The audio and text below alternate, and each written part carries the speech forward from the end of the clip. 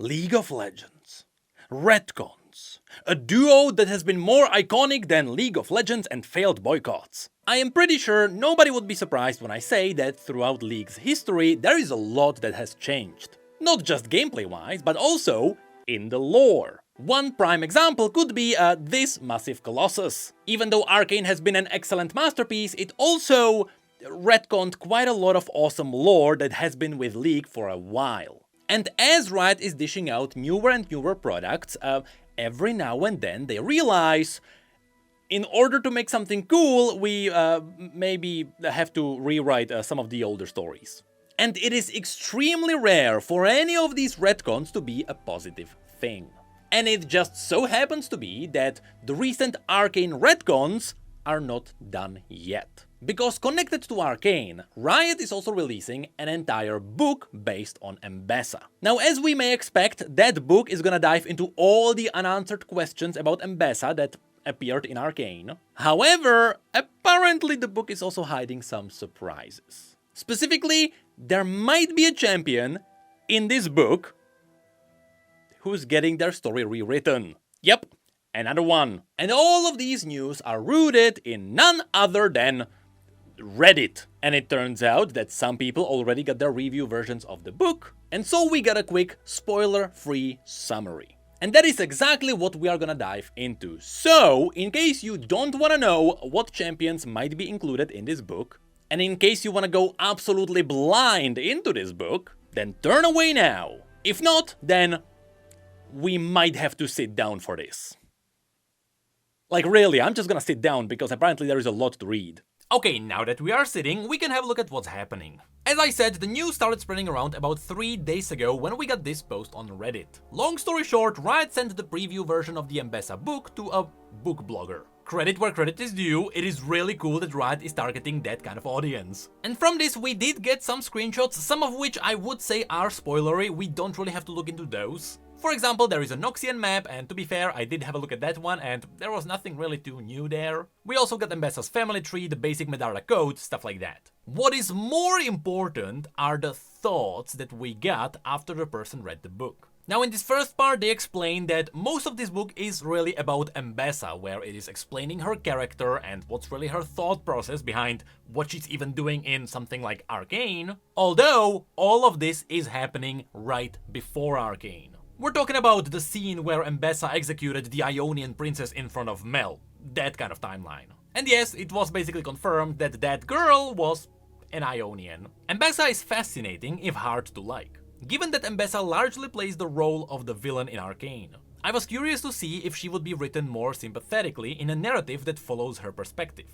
For me, the answer is a little. She's still very much the person Mel describes in Arcane, as willing to sacrifice even her own family members to get what she wants. But her love for her children and the Medarda clan as a whole still shine through her actions. She's still a great example of a lawful evil character with her commitment to the Medarda code, complete with some very fun mental gymnastics to justify her actions. Clark does a great job of balancing a villain mindset with a headspace that is still enjoyable to follow. Of course, Clark is C.L. Clark, the person who wrote the book. So yes, from this initial part, we learn that, yes, obviously, a lot of this book is about Ambessa. But then we get to Mel's side. Mel's character foil adds a nice narrative layer. Ambessa's main internal struggle throughout the book is what to do with her children Mel and Kino, foxes to Ambessa's wolf. A characteristic she's deemed too weak to succeed the Medarda clan after her. As Mel largely stays at home through the story, this struggle is portrayed through Ambessa's attitude towards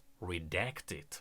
A girl warrior who's cut her teeth in arenas and ended up joining Ambessa as her young protege. Ambessa makes her disdain for non-warriors very clear, so her inner conflict between that and her love for her children was a very compelling element of the story. This does mean Redacted gets a bit of a retcon, though from what I can tell, the big emotional beats of her story stay intact. And this is pretty much the one big quote that everyone keeps bringing up. There is a redacted character who is obviously Noxian because it is part of a core Noxian story connected to Ambessa. It is someone who can be considered young protege, And it has to be someone who fights, because, it's a warrior. But also, it's a she. So if you have a look at all the possible champions we have in Noxus, if we have a look at all the young people who are female and who could also be warriors, there is only really Riven and Rel. Now, to be fair, Riven would be a really awesome character to put into this story. If they essentially make Riven part of the canonical story connected to Arcane, that is gonna really elevate her character. Not to mention that they can actually use a character to explain what may or may not be possible. Not to mention that they can also use this character to explain what may or may not be happening with the Noxian invasion of Ionia. And in many ways, sure, Riven would fit this. Especially since LeBlanc and the Black Rose are also supposed to be involved somehow, and Riven having a really deep connection with that. But there is also the chance it might be Rel. And that's because Rel would be an excellent character to introduce Ambessa to the Black Rose. Because originally, Rel was one of the children who was in one of the schools where the Black Rose just made all the children fight each other to the death. Until some of them survive and they become a super weapon for the Black Rose. But the scary thing is, there were retcons mentioned. And yes, I get it, there was a time where Rel really wasn't a popular character. But do they actually want to take that story away? Like, sure, it might have some crossovers with someone like Annie, who, if you simplify it, has a story really close to Rel. But what's surprising is that Rel came out way after Arcane was already in development. So obviously they knew where the story would be going. And despite that, they write a story for Rel and then they release a book that is retconning what they wrote before. So if it turns out to be Rel, it is kinda weird that they didn't have all of this pre-planned. Right? Like, if it becomes Rel. And it would be weird if we had a proof that it is Rel. What was Rel's inclusion all about? Who's the mage who fathered Mel? She was with Ambessa during the whole journey. You'll be surprised with what Ambessa did. I don't want to spoil too much about Mel's father, but he is definitely a powerful man.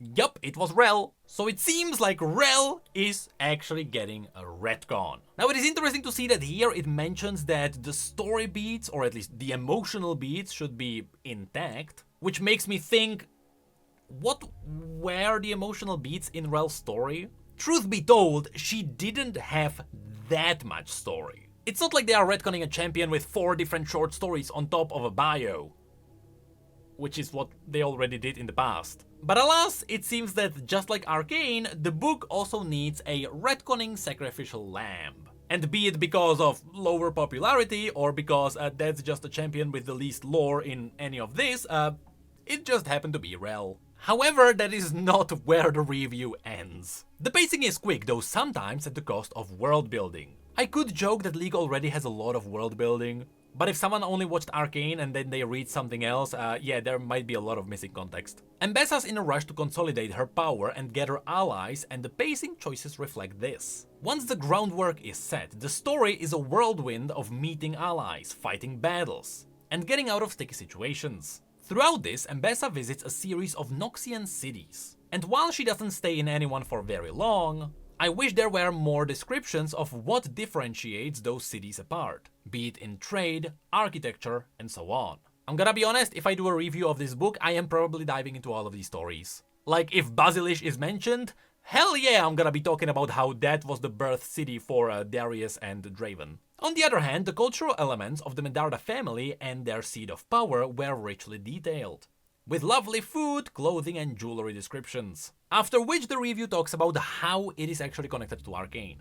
Definitely an Arcane companion book. Whereas Ruination could have easily been a standalone, Ambessa feels written with the assumption that the reader has or will watch Arcane. Nothing felt straight up fanservice-y, but small scenes seemed out of place without knowing the broader context of Arcane. Likewise, details from Arcane, especially surrounding Mel's heritage, are significantly expanded upon and became major plot points in the book. Again, we'll see what happens once we actually get to review this book, but I would say Ruination was actually quite close to something like that. There were a lot of cool references to a lot of cool things that you normally wouldn't know unless you were familiar with the world of League of Legends. I mean, Zillion was mentioned in that book. Speaking of which, that's where the review continues. Few League champions outside of cameos. Outside of Mel, Ambessa, redacted, and some LeBlanc or kindred mentions, most of the plot-relevant characters are book originals. Medarda family clan members or minor characters from the comics or Legends of Runeterra. By this, I am pretty sure they are talking about J. Medarda. Or Jago Medarda, that one actually also appeared in Legends of Runeterra. Not to mention, he was also mentioned in the comic. We do get some very fun cameos as Ambessa journeys through Noxus for her family power struggles. As usual, it's very fun to go Easter egg hunting while reading. I mean, yes, this also appeared in the Ruination book. Viego mentioned a lot of cool things, such as Mikael's Chalice or even, again, Zillion. Which is where we get to the last part, and here, something really interesting is mentioned. Again, very minor spoiler, I guess, because it's not that important. Rictus for Father of the Year. Man, Rictus is such a bro. His loyalty to Ambessa and the way he acts as a tempering force for her brashness was so well written. This book made me wish we got more content from him in Arcane than menacing mini-boss, because his character is so fun to root for. And that's basically the review. Now the thing is, because the preview versions are already on the internet, if you go to something like Amazon, you might already find some reviews listed there. And people already picked up on the most interesting details. Canon Sapphic couple, doomed Yuri enjoyers rejoice. Now I'm gonna be honest, on Twitter people are using the Yuri term all the time, and I have no idea what that is. Let me quickly Google the meaning of Yuri. Oh! So if there is gonna be a couple, who is this gonna be for? As in, I don't think it's gonna be Ambessa, because Ambessa needs children. She does have a husband, so is this gonna be Rel? I mean, I'm pretty sure the quotes hint at the fact that Rel is into both, because she has quotes against someone like Echo, and then there's someone like Seraphine or someone like that, I don't remember. So you know what? This is a really interesting reveal, because on one side, sure, Rel enjoyers are getting a retcon. But at the same time, Rel enjoyers might be getting the Kate Vi treatment.